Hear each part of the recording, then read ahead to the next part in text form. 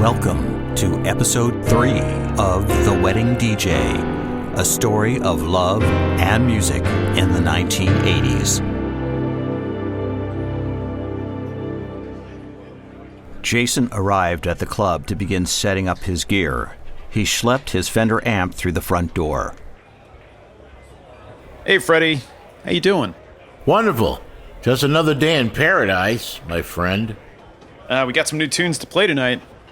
Great. Whatever keeps them drinking, I'm fine with. Just keep that cash register ringing. Jimmy was already on stage, setting up as Jason approached. Hey, Jimmy. When did you get here? Maybe like 20 minutes ago. See, I got off work early and I stopped by the house, grabbed the drum set, headed right over. And I wanted to set up early too, because I gotta get some grub before we start jamming, you know what I mean? Yeah, I'd like one of those Bon Vivant burgers with a side of fries. Let's finish setting up and then we can go eat at the bar. Just as Jason and Jimmy found 2 open bar stools, Kevin entered the club with his bass amp in tow. A couple of minutes later, Harry followed suit with his guitar, pedal board, and amp. In a short time, the band equipment was in place, and both Kevin and Harry moved over to where Jason and Jimmy sat perched on bar stools, waiting for their food. Hey, Jason, why don't we get a booth so we can all have dinner together? Yeah, there's a place in the front that opened up. Let's sit there. I'll tell Freddie we're moving, so those burgers don't get cold. The boys moved over to the front booth, took their seats, and got comfortable as Jason began reminiscing. Do you remember the first time we played here at the Rendezvous? Making Freddie the offer he couldn't refuse? We played for free. Hey, but Freddie fed us. That's what made everything worth it. Yeah, we got the word spread all across campus back when we were attending Ivy Tech CC. Sally helped get the news out too. That weekend the club was packed. Even friends and family members came that weekend. It always boils down to the numbers. Fortunately for us, the crowd consumed alcohol in large quantities, which successfully rang up the register. That's what made Freddie a very delighted man, and that's why he continues to have us perform here. Harry, you mean it's not because we're such an awesome band? Truth be told, Freddie was impressed, but not so much by the band itself. He thought the group to be just average, but that Jason had the real talent, the standout singing voice, and the handsome good looks. Freddie was intrigued by Jason's tenacity at bringing in the people without much effort. He had the likability factor. It wasn't much longer that Freddie came to the table with one of the staff with the burger plates for the boys. I don't do this for everyone, but then again, I want the music to start on time. We won't let you down, Freddie. You boys won't let me down as long as the people drink. When that cash register keeps on ringing, I'm a happy camper. See? I'm smiling. We like being the house band too. Although the pay was not all that great, the guys got a meal of their choice each time they performed at the Rendezvous. Plus, if they were lucky enough to have another gig that paid substantially better, Freddie would grant them the opportunity to go for it. Freddie recognized the boys' ability to keep bringing in the crowds, especially the college kids, who spent quite a bit of money at the bar. He knew where his bread was best buttered, and worked with the band to keep them productive and to keep himself making easy money. Freddie was quite a bit older than the boys. Now in his mid-50s, he had spent the first 20 years of his early adult life in the United States military. Reaching the field-grade military officer rank of lieutenant colonel, Freddie found significant action in Vietnam in the late 60s and early 70s, a time that saw considerable opposition to the war in the United States and bitterly divided Americans. Despite the differences going on at home and the vast number of casualties the Vietnam War raged, Freddie remained steadfast to the soldier's creed. I am an American soldier. I'm a warrior and a member of a team. I serve the people of the United States and live the Army values. I will always place the mission first. I will never accept defeat. I will never quit. I will never leave a fallen comrade. After the war, like many Vietnam veterans, Freddie built a successful life for himself. For the most part, he was one of the lucky ones. Many returning vets never saw the peace finger sign. Instead, they just got the middle finger. The memories of war, wounded soldiers from his battalion, those who paid the ultimate sacrifice abided forever, embedded in the cobwebs of his mind. For years, Freddie dealt with the confusion, the lack of order to the outcome of the war. All the while, he remained convinced of the miracle of how he prevailed unwounded or injured on the battlefield. The only significant consequence from all his years in the military was Freddie's hearing loss. It really didn't matter what band was playing at the rendezvous. What mattered was the volume emanating from the stage. Occasionally, the boys would get carried away with themselves while playing, and the decibel level of the band would increase louder and louder. And on this occasion, Freddie handed a piece of paper to the waitress. Would you give this note to the band? The note simply said to turn the volume down. But for whatever reason, on this night, it was as if the band was ignoring Freddie. The sound radiating from the stage was insanely loud, blaring, deafening, ear-splitting. The crowd was going crazy, and so was Freddie. Frustrated to no end, he finally went to the mechanical room and turned off the circuit breaker connected to the electrical outlets the band's amplifiers were plugged into. Suddenly, the guitars and bass were silent. Only the sound of the drums continued banging away. The crowd got angry, but no angrier than Freddie as when he walked up to the stage area. When I say turn it down, that means turn it down now. The faces on the four boys turned stark white. For a moment, they thought they had just lost their gig, that they had been fired.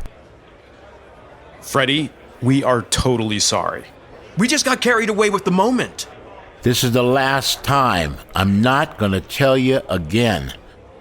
When I say turn it down, I mean turn it down. The boys apologized profusely. Freddie didn't need to further his hearing loss at the band's expense, when in fact, the boys knew better. They just needed to pay greater attention to the instrument levels and remember who was in charge and who was in control of the paycheck and meals. Okay, we're gonna take a short pause for the cause, so go get your favorite cocktail. We'll be back in 15. Jason, what time is it? It's a little after midnight. The girls are on the restaurant side waiting for us. Let's have a quick beer with them before we play the last set. Located near the entrance was a row of 6 tables up against a red brick wall. Windows strategically lined up with the tables at each booth. One could look out the window and see a picture-perfect view of the parking lot. Not the ideal romantic destination, but it didn't matter much for young college kids. The booth seat cushions, covered in burgundy naugahyde, made it easy to slide into the booth. However, years of wear and tear and repeated use showed the age of the worn-out material. The tables, covered in formica, showed wear and tear as well. Over time, patrons had used forks and knives to scratch initials and other items into the tabletops. The rendezvous was in desperate need of a remodel, a makeover, a revamp, and for that matter, so was Jason's career. Jason and Kevin each took a seat in the booth next to their respective girlfriends. Kevin eyeballed Jason, raising his eyebrows, as if sending Jason a code to say something to Sally. Kevin knew Jason had not said a word, not a peep. Meanwhile, Sally was utterly in the dark about a possible career move. Amid Sally and Jen's chit-chat conversation, Jason received a swift kick in the leg from underneath the table. For a second time, Kevin nudged Jason to tell Sally about the big decision. Uncomfortable with the timing, Jason scowled back at Kevin, nervous and frightened to death to say anything. Jason cleared his throat and took another sip of beer. Kevin glared back at Jason, mouthing the words, tell her. What's up with you two? You guys are being a little strange. Me? Nothing. But... But what? All the while, Jason attempted to muster up the courage to reveal his new plan. He struggled to get the words out. It all sounded like gibberish. Jason, do you want me to tell her? Tell me what? What are you guys up to? L.A. LA as in Los Angeles? You mean Los Angeles, right? Are you planning a vacation in LA? A trip for us? Oh my gosh, can we go to Disneyland? I've always wanted to go there. Oh, and the Pacific Ocean. The beaches. I hear the beaches are awesome out there. No, it's not quite like that. Wait, what do you mean? It's not like what? I'm going to L.A. I'm gonna see what I can do about my music career. Jason has spoken. The clouds have parted and the glorious heavens have just opened up its doors. Sally was dumbfounded, stunned, and entirely caught off guard. Jen was perplexed as well, wondering why Kevin had withheld this information from her. Sally wasn't necessarily angry. That wasn't her personality. Bewildered would be the best way to put it. I would think a decision this gigantic, a choice so huge, would deserve a discussion, a dialogue, at least a conversation. We've been together exclusively for nearly 8 years. This kind of situation warrants proper consultation. Jason had been so quiet about his plans. His fear of telling Sally left everyone clueless, except for Kevin, who, in reality, came up with the suggestion in the first place. But what was Jason going to do? Tell them it was all Kevin's idea? What would that do? How would that change anything? Jason was the one who would be leaving for L.A. It wasn't so much the fact that he was going to L.A., which in and of itself was not so bad. It was how the news of his decision came out. Jason had been so secretive. He hadn't even thought to confer the idea with her. The fact that there had been no discussion, just the two of them talking things through, challenged her greatly. She assumed they were so much closer. She thought they were best friends, shared beliefs, shared experiences that united them. At least that's what she had felt up until now. Best friends confide in each other about everything. They share everything. Their bond of love, which had been steady as a rock for so long, nearly 8 years, was about to hit a significant deviation. Their relationship, which she once thought would have a journey that included the traditional walk down the aisle in a cute little white church, just found its place in the land of limbo. If indeed their fate was matrimony, which many perceived was predestined for them, they were now in an uncertain period awaiting a decision, a resolution. Was conjugal happiness to arrive at the threshold of their destination? Would they ever arrive there at all? It was like a massive boulder had just tumbled down the side of the mountain, out of nowhere, and landed smack dab in the middle of the road, temporarily blocking any way of getting through. Just how temporary or permanent it was, no one knew. And not only was Sally affected, but the guys in the band knew the possible consequences as well. Without Jason in the group, would Freddie still want them to perform?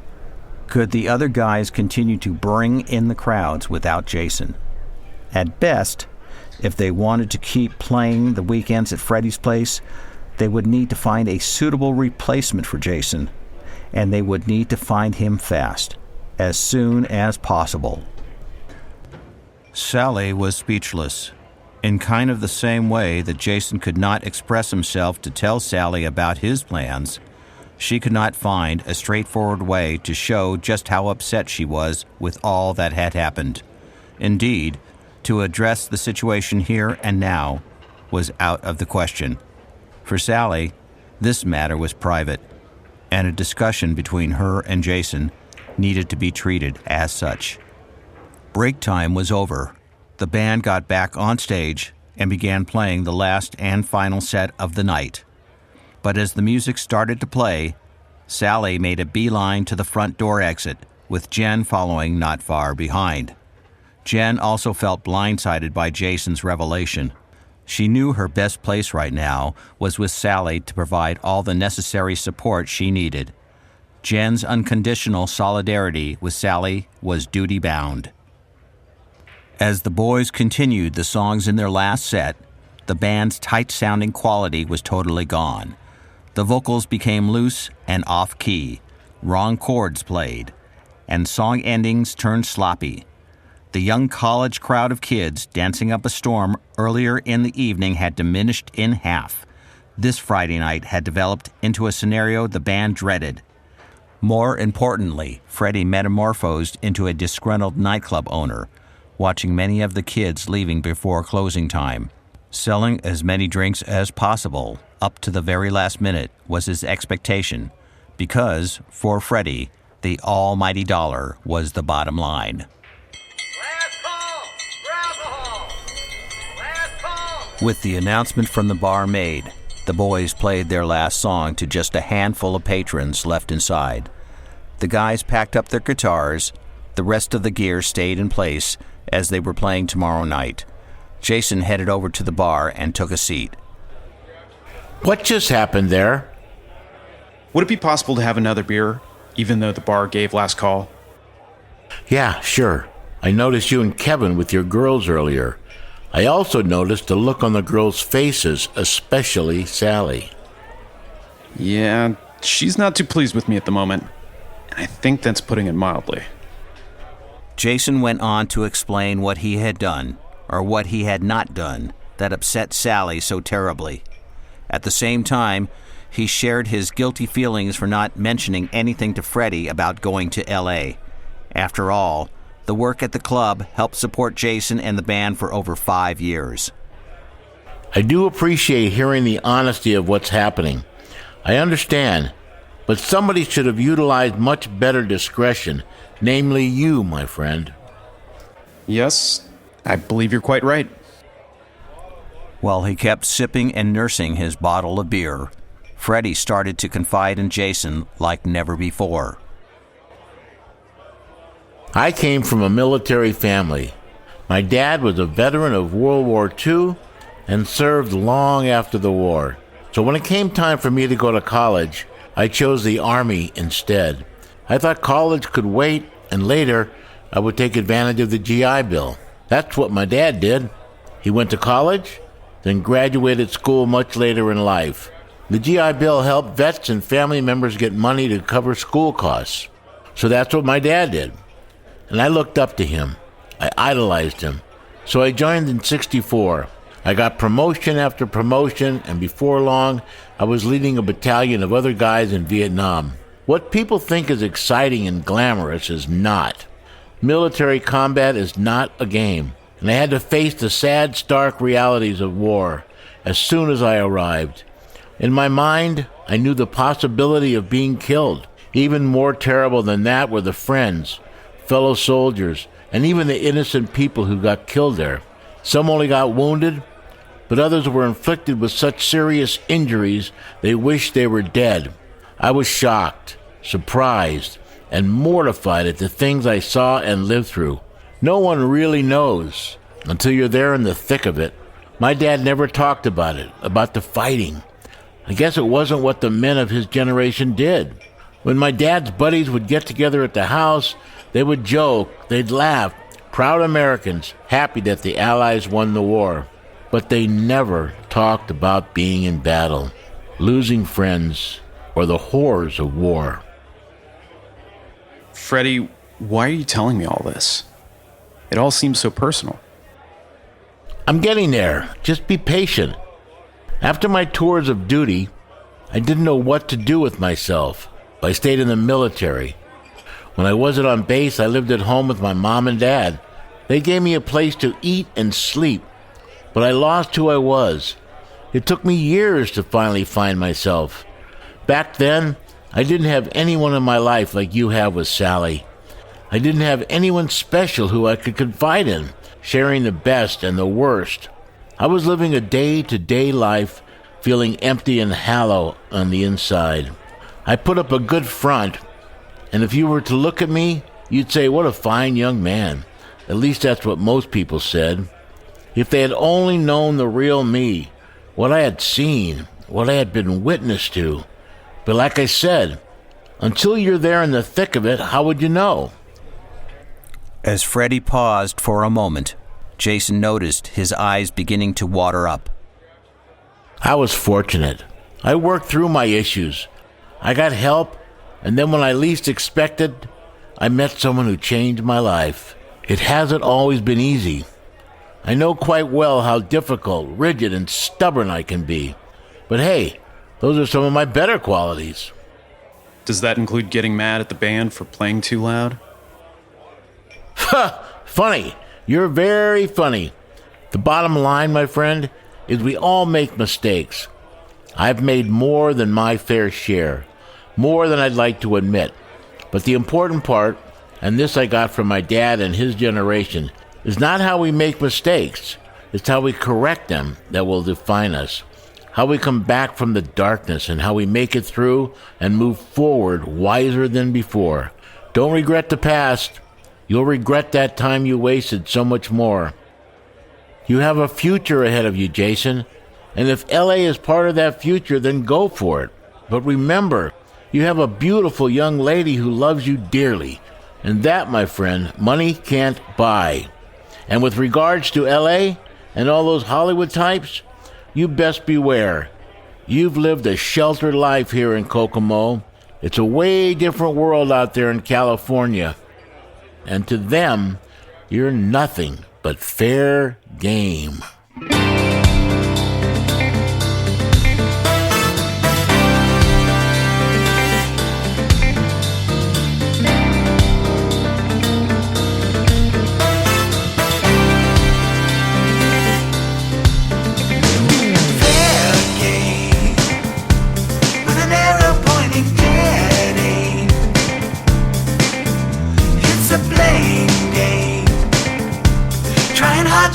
Your good name. Take heart and don't be fooled by all that money. This isn't very funny. These people target for exploitation. Don't you do it, hold nothing to it.